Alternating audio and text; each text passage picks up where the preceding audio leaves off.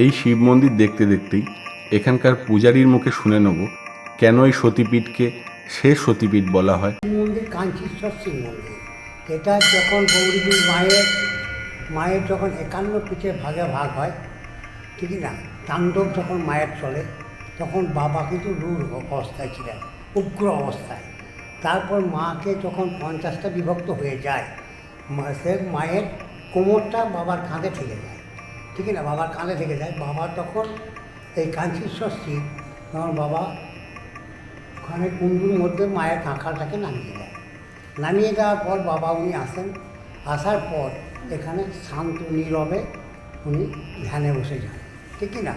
তখন ওনার যে উগ্র মূর্তি তখন কিন্তু শান্ত হয়ে যায়।